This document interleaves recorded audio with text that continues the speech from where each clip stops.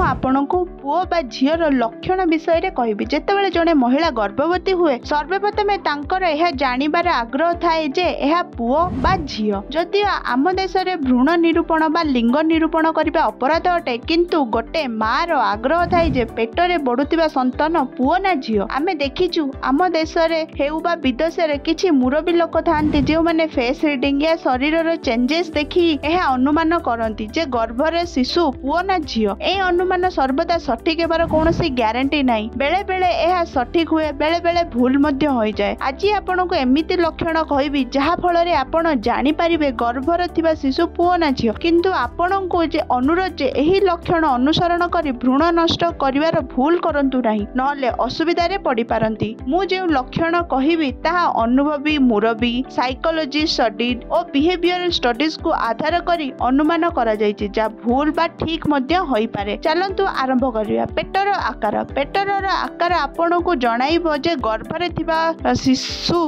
पुओ या झियो। जदि पेटर आकार गोल और पेट बाहर को फुलिछि तो एहा पुओ होई पारे। जदि पेट चौड़ा और गोलेई थाए ता झियो होई पारिबार लक्षण अटे। व्यवहार रे परिवर्तन। जनरल साइकोलॉजी एवं बिहेवियर रे छपा होईछि जे एक गवेषणा को आधार करी एहा कुहा जाय पारे जे जेउ महिला मानकर प्रेगनेंसी रो प्रथम 3 मास रे किछि कथा रे दुख अनुभव होई थाए बा परवर्ती 3 मास परे किछि किछि कथा रे दुख अनुभूत हुए, एहा को जानिबो जे शिशु पुओ होई पारे। अन्य पटे झियो थिले मां माने मिलाजुला भाव प्रकाश करिथांती। खाद्यर घृणा हेबा।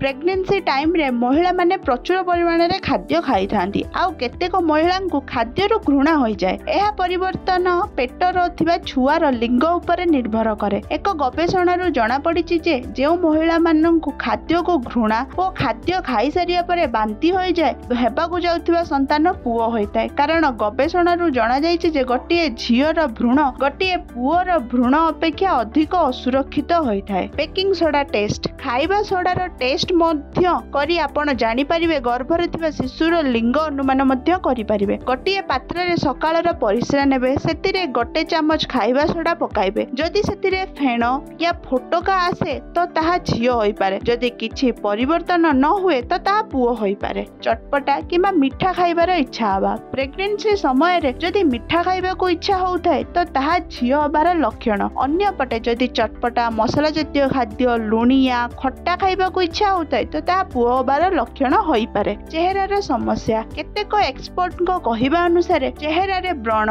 एक्ने बेसी होउथिले ताहा पुओ हेबार लक्षण होइताय। चेहरा सुंदर क्लीन और ग्लो करूथिले ताहा झियो हबार लक्षण होइताय। एहा थिले प्रेगनेंसी टाइम रो किछि लक्षण जहा आपनको गर्भर शिशुर लिंग विषय रे अनुमान कराइथाय।